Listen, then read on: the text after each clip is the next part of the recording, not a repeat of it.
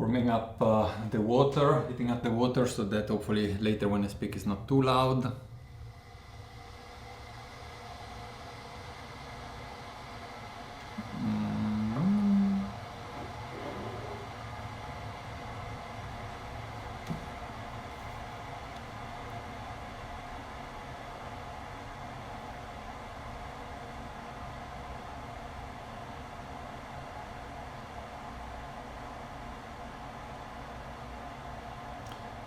Okay.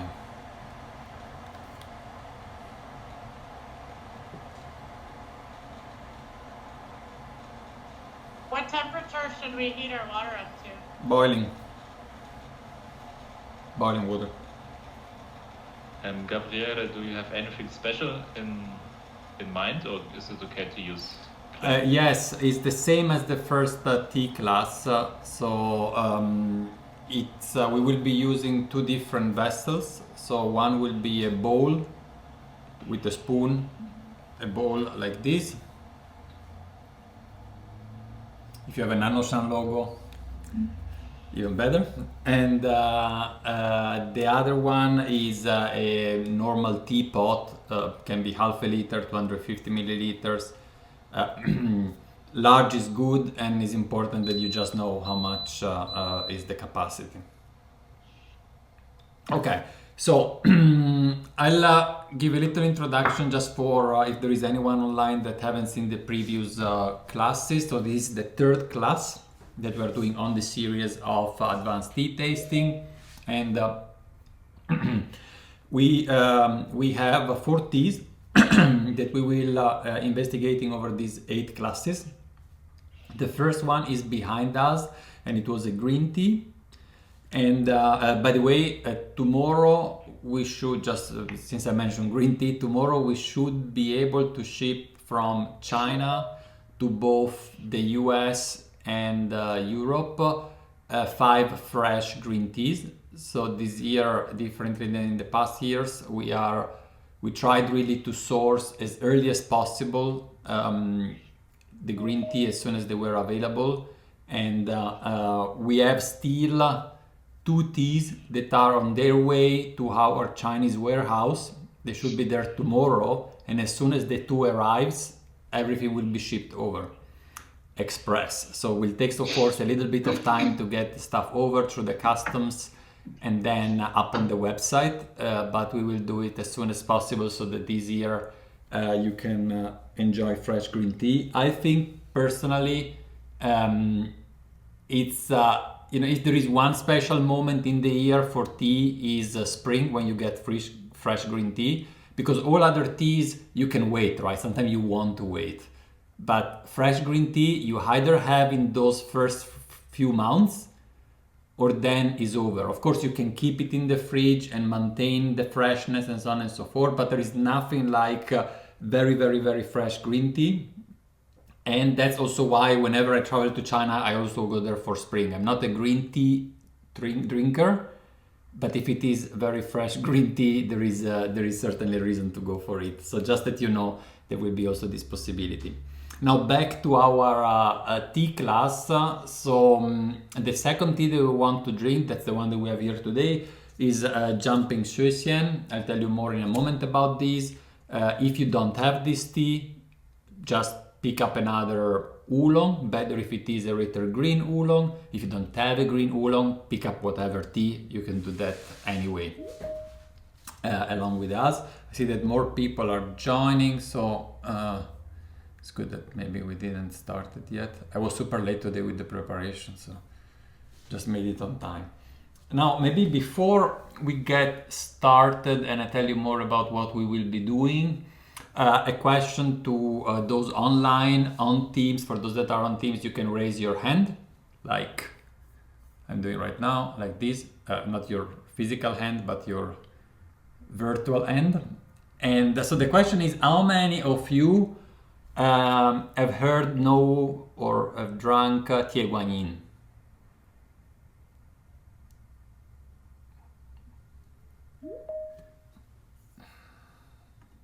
So I repeat the question, how many of you have drunk or have heard about tie guanyin? Hold on, still counting. Uh,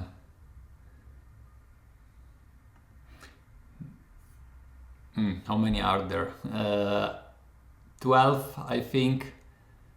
I mean, the vast majority seems. Maybe 13. You can raise your hand as the last person and you see the number. Ah, okay. -1. Yeah. Well, I have seen it. I count 13. That's good. 14. Okay. So that's, I mean, pretty much everyone. And now put down your hand. And how many of you, before having been invited to this tea class or decided to join, have heard about jumping shui xian?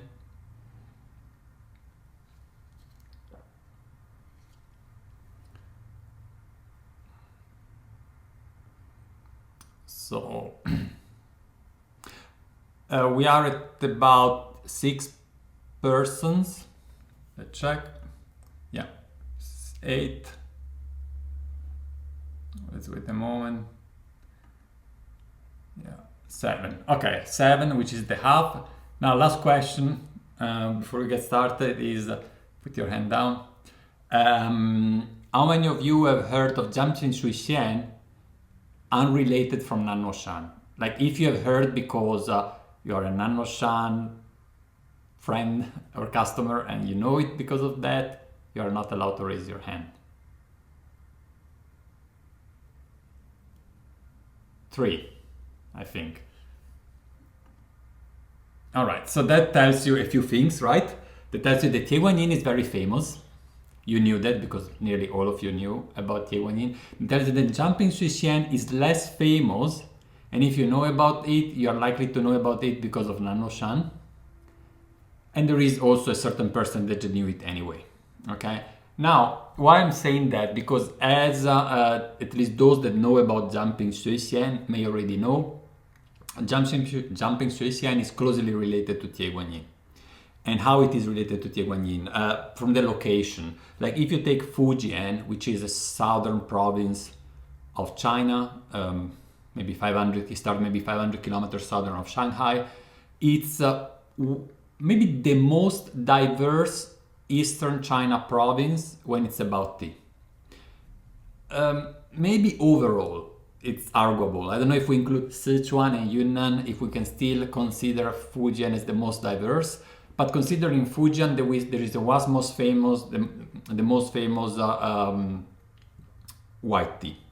In Fujian or in Jiangxi, which is the next province just at the border, black tea was invented, and there is a large quantity of very good black teas.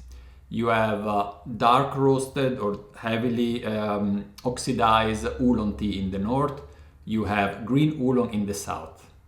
And although Fujian green tea is not famous, and I think we have known on our website, I'm 100% sure that somewhere in Fujian there are also local green teas. And the most famous jasmine green tea in the whole China comes from Fujian.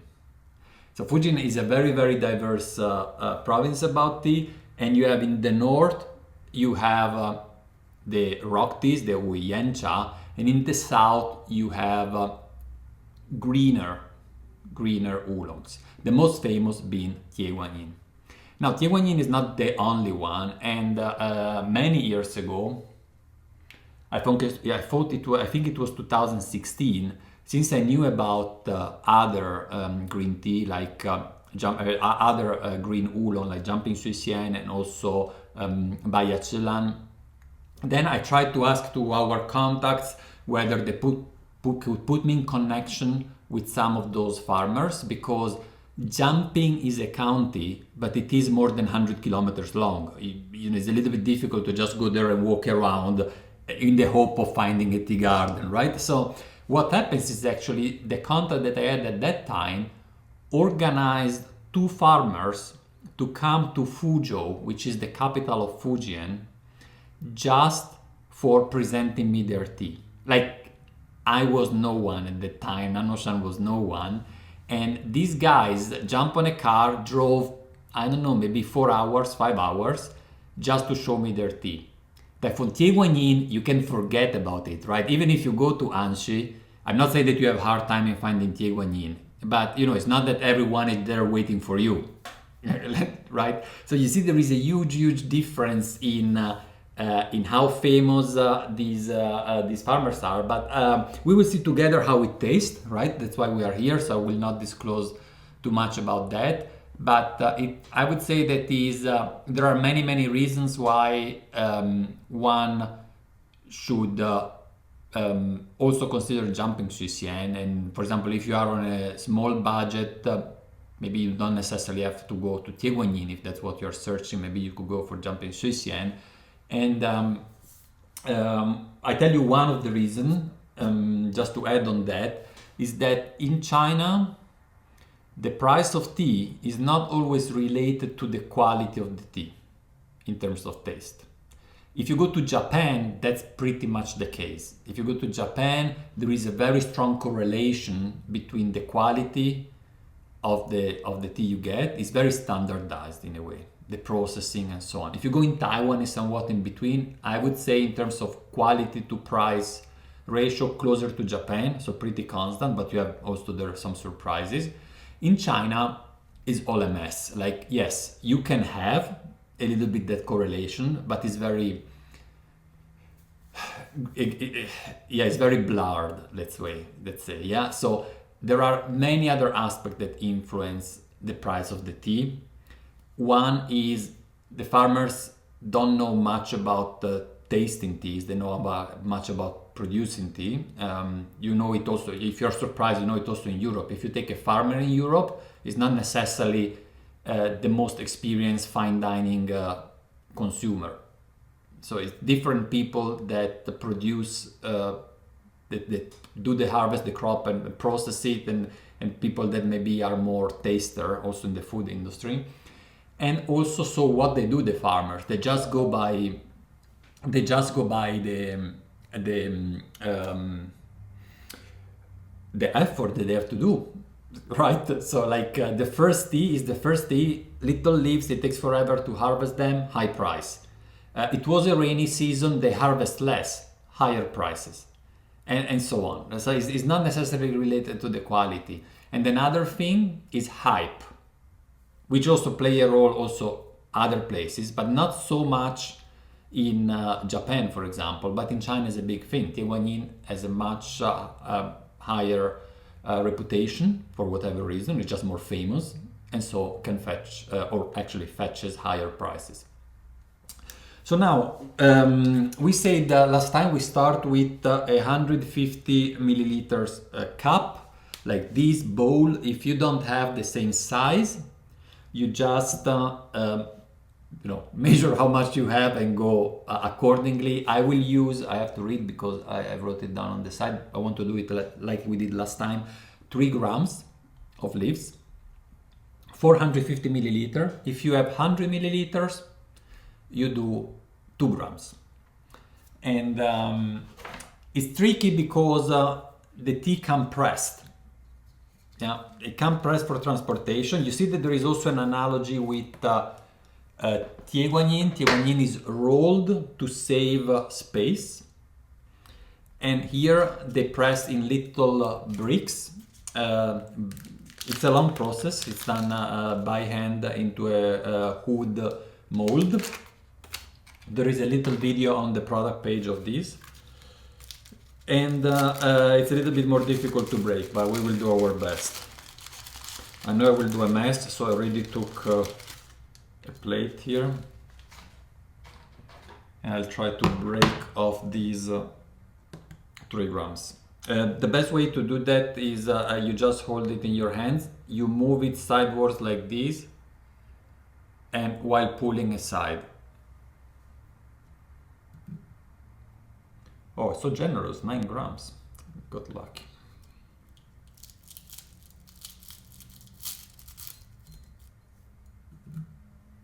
.4, not too bad. What temperature water should we use? Boiling. But just wait for the water. 3 grams. And these we keep it for later.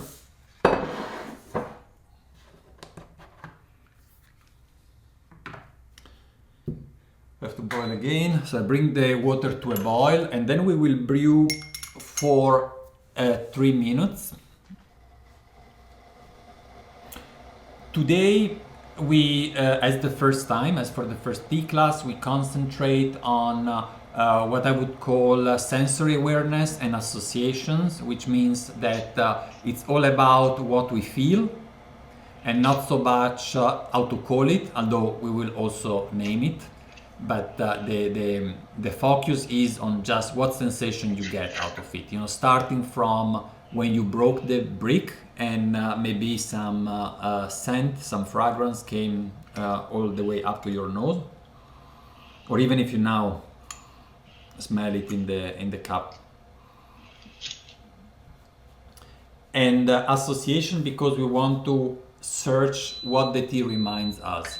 And we want to go beyond association with taste. Like the most obvious one would be, oh, the tea is bitter, for example, is a bitter plant. We want to go another level up, maybe some association with other type of food or with the weather or whatever, you know, any flowing water or whatever comes to your mind. So, starting off.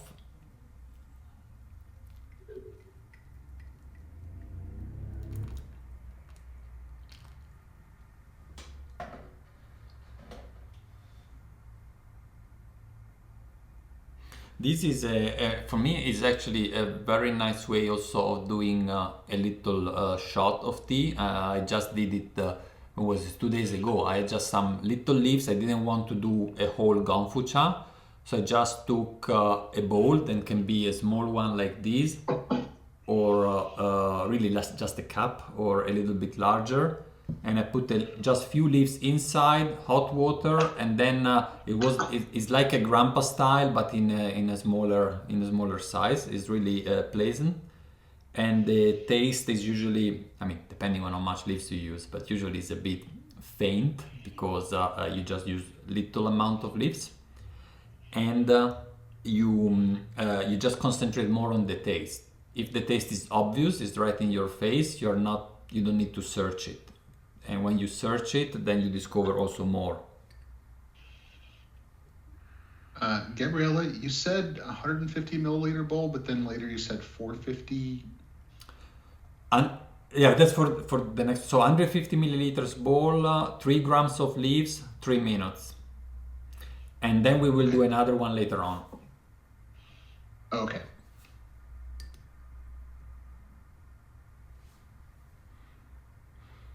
You see that this will, it takes a little bit longer because it is compressed, but nonetheless, it's not like the small balls or like or the small pearl of Tieguanyin, or like, for example, pressed pu'er that takes more time to open up. The brick is relatively loose and you get a lot of water in it. So it's still actually relatively fast brewing.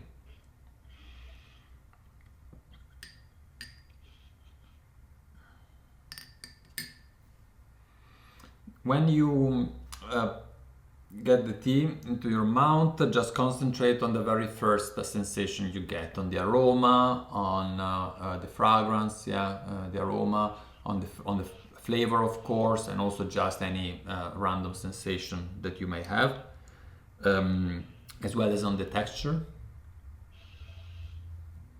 So I'm getting close to the 3 minutes. It's almost there, so I get started.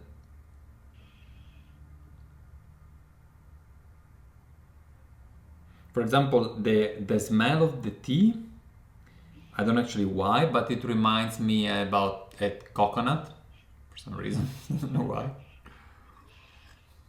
It smells it smells a lot like spring where I live. Mm-hmm. Yeah, here spring is still to come. The smell of the brick makes me think of men's cologne. Of what? Of? Men's cologne? Men's Perfume? cologne.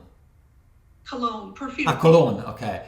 Okay, I was thinking you make a clone of a man, you get another man. So okay, yes, okay, interesting. So being very perfumated somehow. But woody, maybe? Woody, you said? Yeah. Because like men's perfumes have different scents than women's usually. And there's something about this one that makes me think of a male perfume. Interesting. I don't use perfume, so I'm not a good reference for. Cannot help. The taste is a lot different than I was expecting. To me, another aspect I would say soft is very soft. Also the texture, yeah, it's like a little like a cloud in your mouth. Is even a slightly little bit oily, but not because heavy, just because of how it flows. Yeah, when you have this viscosity sensation. Yeah, I would say almost like milk. It has a kind of milky quality. It's kind of milky, yes, yes.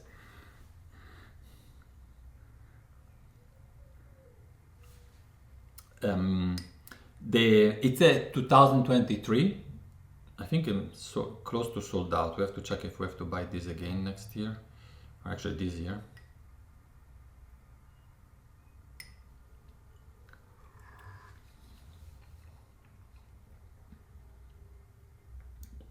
It's a shui xian cultivar, which is different than any cultivar used in Anxi.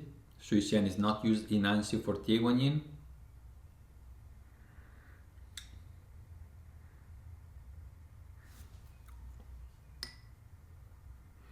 Wait, I have to write something to Sigi.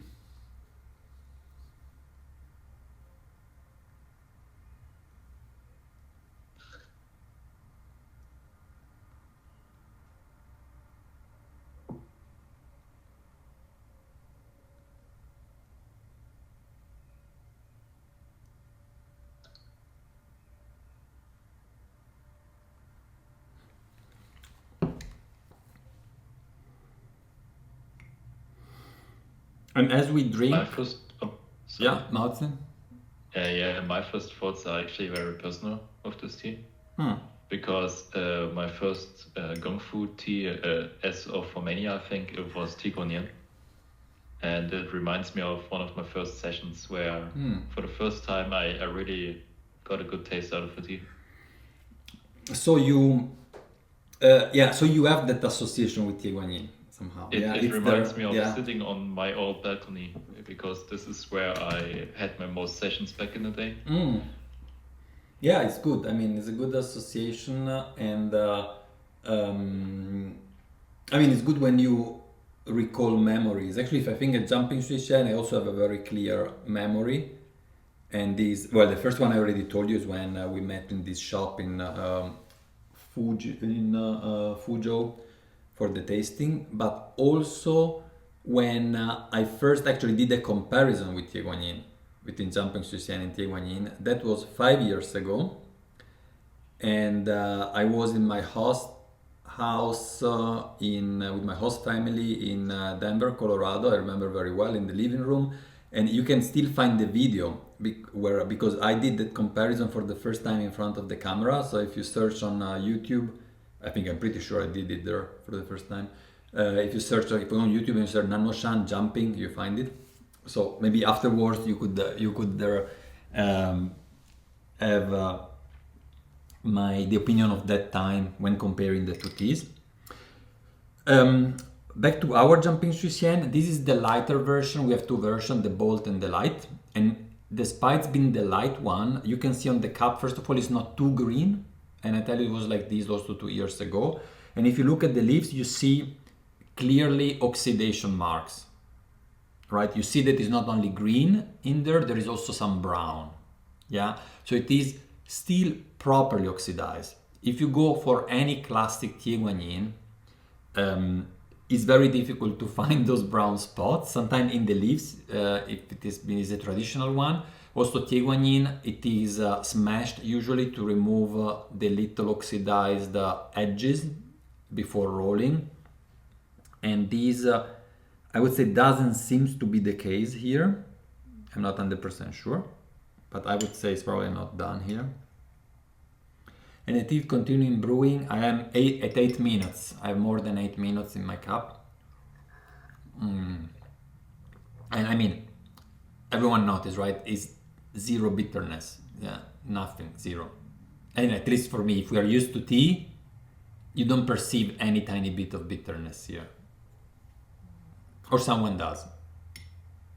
And I'm generally very surprised that it doesn't taste very green. I'm usually not a big fan of green teas and green oolongs, but this, yeah, I quite like it. It is slightly oxidized, slightly more than Ticonin, I think, which is why it's a bit more fruity. Yeah. Ticonin. Yeah, for sure. And I'm just breaking up the brick to get more intensity.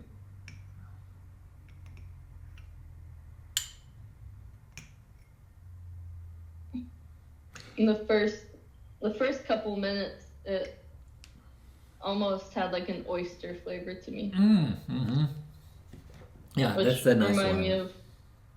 It reminded me of one of my first jobs.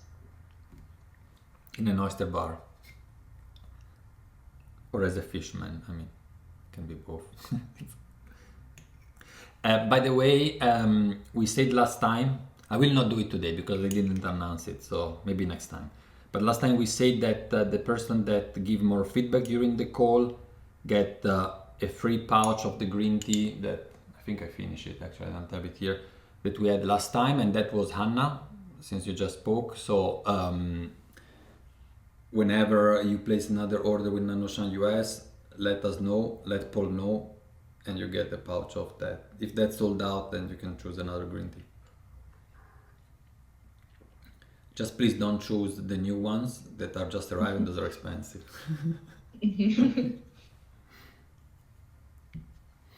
So do just a little refilling, and then we move on to the next one. I think what's interesting to me is that the taste of the tea to me didn't seem very floral, but the smell was very floral. And when I smell the empty cup, all of that comes back. But maybe less in the taste. Yes,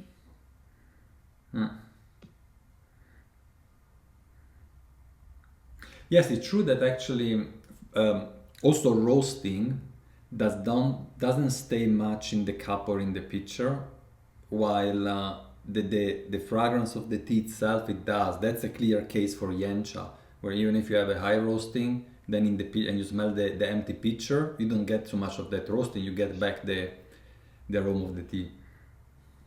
No idea why, right? But It's one of my favorite things about tea is the empty cup smell. yeah, it's not every tea though, right? I mean, it's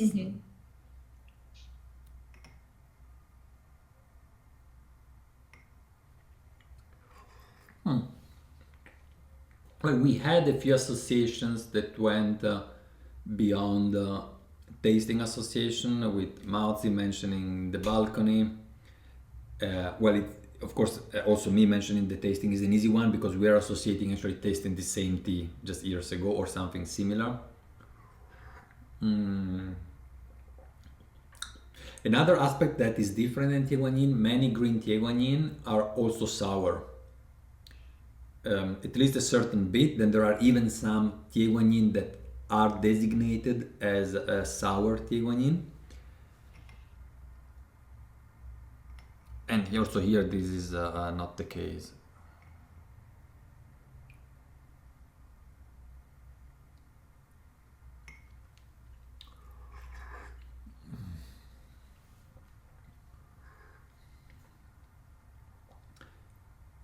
I don't think I have been in jumping. But yeah, just to tell you also where it is, if you take the Fujian province, you have to go first of all along the coast south until you reach Guangzhou, and I think farther south Oh, I cannot remember the name. It will come back to my mind. I mean, it's a very famous port city, Xiamen, I think. Yeah, Xiamen. So Guangzhou and Xiamen, and if from Guangzhou, so it are both along the coast, and you go from there. From Guangzhou, if you go west, because if you go east, you go into the water. So if you go west, I think the first county that you meet is Anxi, so it's pretty close to Guangzhou. And then you have to go, I would say, another hour or maybe 2 hours drive farther west until you reach Jumping. So Jumping is just the name of the county. Jumping Shui Xian is the Shui Xian from Jumping. And these two, so we said if you start from your side, if you start from the coast, Guangzhou, you go to Anxi, then you have Jumping. They do kind of a triangle with farther sound Pinghe. And Pinghe is this other place where also rare green tea comes from. Oh no, it's not green tea. I say green tea because it's green, but it's an oolong, which is Bayachilan, that comes also from there. It's like a triangle. And just to add to that, then Pinghe, there I have been, and this is very close to Guangdong province and Chaozhou. It's just very close to the border. So and all this region, they have at least these are the 3 famous green oolong. And maybe there is more than that. I don't know. Might be worth exploring.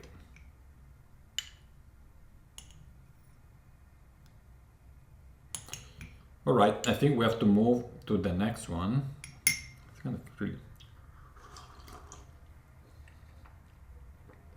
Yeah, it's like so. In my opinion, it's just very well processed, right? It's like for Tieguanyin, they push it green, they do all these possible variations. It's very difficult to find the properly processed Tieguanyin, and in this one, it's almost difficult to find a mistake in the tea, right? It's like it's very, very well processed, and the farmer is so what's the name?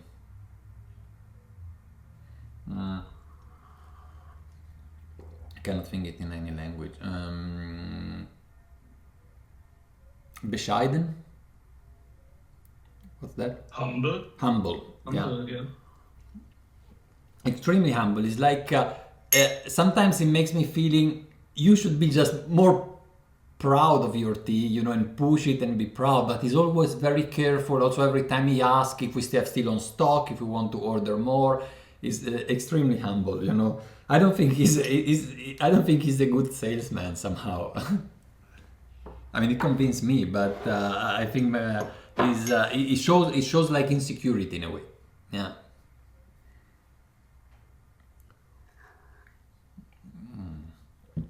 So the next up, we boil again our water. Here we would put a ratio of, I read just to be sure. The ratio is 6 grams for half a liter, for 500 milliliters. If you use a smaller vessel, you do less accordingly. So if you have 250 milliliters, it is 3 grams. I have 160 milliliters, so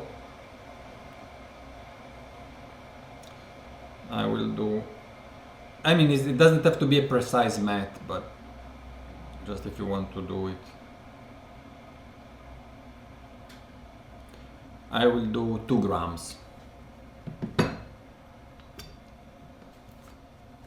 And what we're doing now is just a very classic Western style brew. It's like most of us have been starting drinking tea, I think.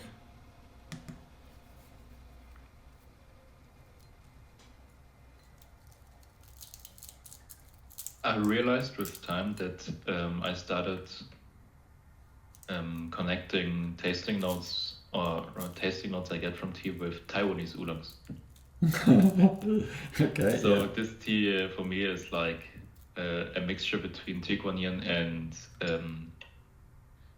not Guifecha, but what's the semi-oxidized one? It's fruity. Suyu. Atsuyu, yeah. The yes, see, there are more analogies between Fujian and Taiwan. Taiwanese people are mainly Fujian people that went over to Taiwan. The two dialects are very similar. So the Fujian dialect is, I mentioned that before, it is so different than Chinese that even if you don't know a word of Chinese and you're just used to the melody, you realize that those people are not speaking Chinese. And so it's a very peculiar dialect, and it's very close to the Taiwanese dialect. And you have also the other way around. You have also some people that then went back to Fujian from Taiwan when there was the opening up of the economy in the late 80s, early 90s. And that's why, for example, many of our Tieguanyin come from a master that was in Taiwan before, and when they opened it up, and Taiwan is just a small island, so it was very expensive to buy land, and then he went over and bought land in Anshi for producing tea. So there is a lot of exchange. Not by chance Tieguanyin is rolled, and a lot of Taiwanese Oolong are rolled, so you have a lot of similarities, yeah.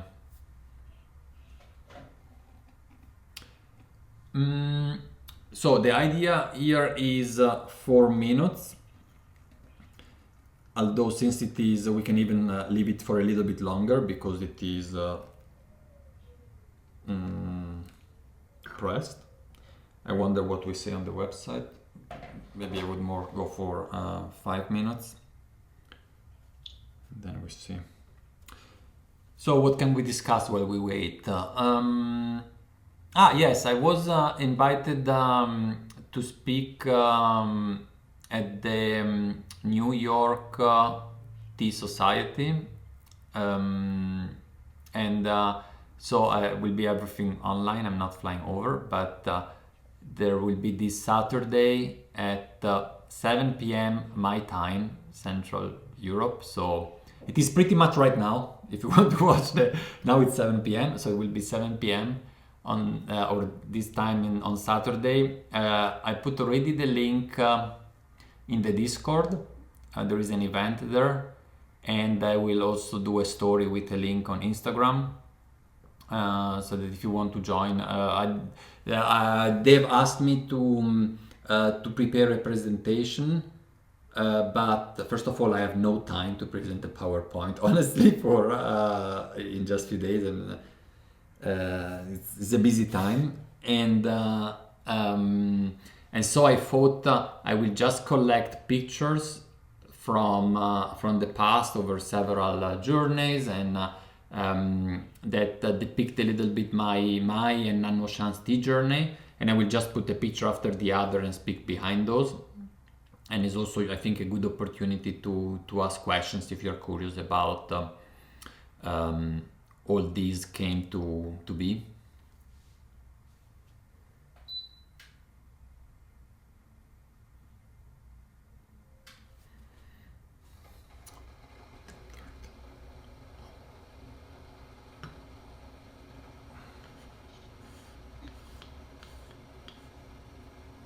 So we have to wait. Are you going to New York physically, or is it No. I won't go. I mean, I wish I would. There is really good tea houses in New York City. Unfortunately, there is nothing affordable. Just because when you pay €100 for a tea, 90 or let's say $1,000, 90 of those are for the rent of the place, and then 10 are for the tea. But there are really good ones. I haven't been there for a while. I mean, there is a tech company I think is one that is specialized in Taiwan tea in Manhattan, and they have also little Taiwan snacks that one can buy along with tea. Then help me, what else there is? Yes, there is of course, which is her name? She does a lot of Instagram live. Tea Drunk. But I went to Tea Drunk and I didn't order anything because it was they offered me a tea, but everything was so crazy expensive that I just did not buy anything. Well, Tea Company is affordable. I mean, it's relatively. I even have here some packaging from them, although it was many years ago, and they had good tea. I liked it. Then there is Calmplex, if you have heard of it, is a new tea house. If you end up going to New York, visit them. They just opened up a few months ago, and they features a lot of Korean tea because the owner is Korean, but they have also Chinese tea and other teas. So that's another one. It's 4 minutes. I will wait another one. And what else there is? There is in Brooklyn, there is Poor Brooklyn, which is a shop where they sell tea, but they have also clothes because they are stylists, fashion stylists, so they do clothes and tea.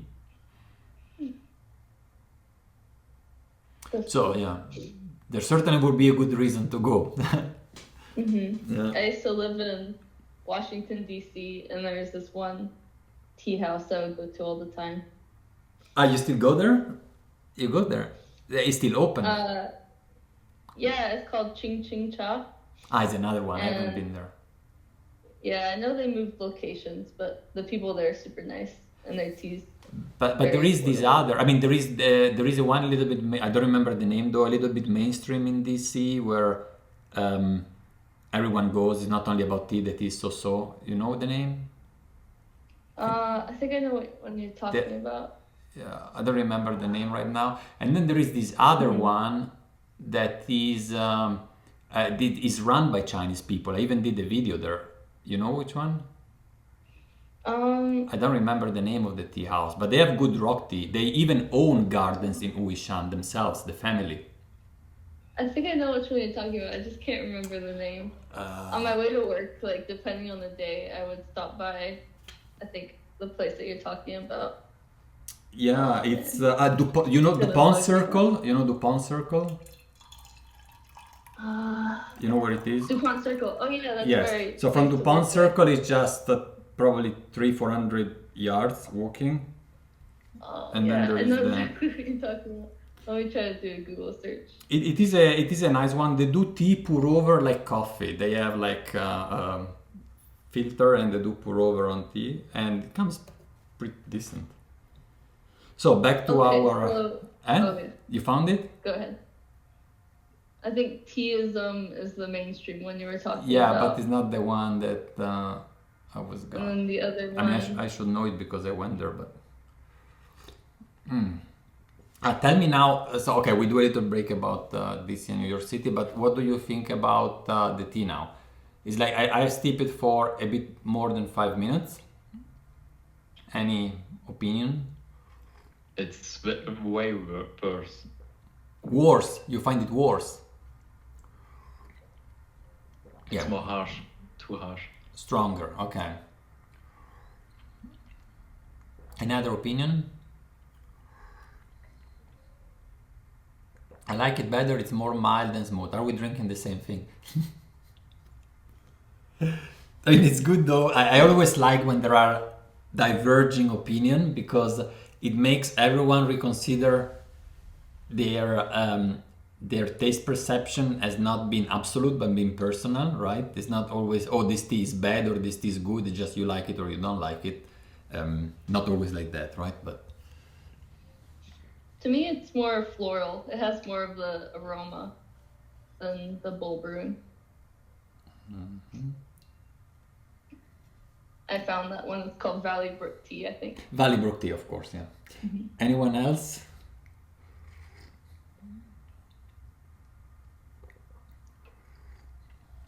I feel like it tastes thinner or with less flavor, but more aroma, yes. it just feels like it lacks substance.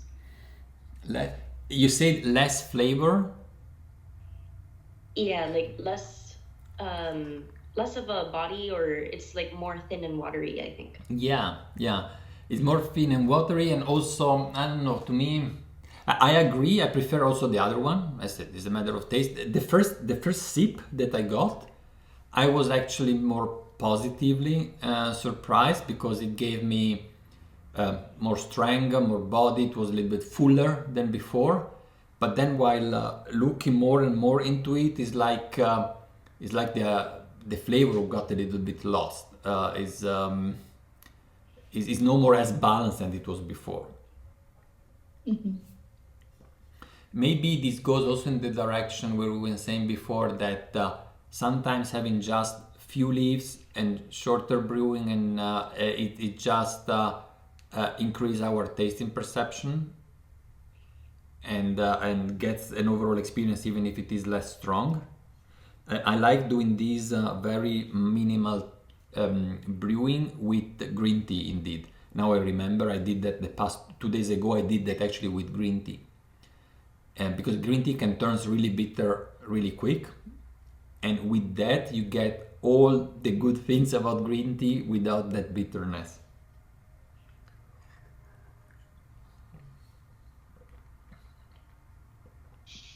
I didn't think about it before, but maybe that's for another class. But it would be really interesting to compare this one with the Tieguanyin. If you can find it for the same price, I don't know if we have a Tieguanyin of the same price, but because of course there are very good Tieguanyin, right? It's not that Tieguanyin is bad. It's just how can I say? It's more difficult to find, and you have to spend more money, or you have to be lucky. That's in China works.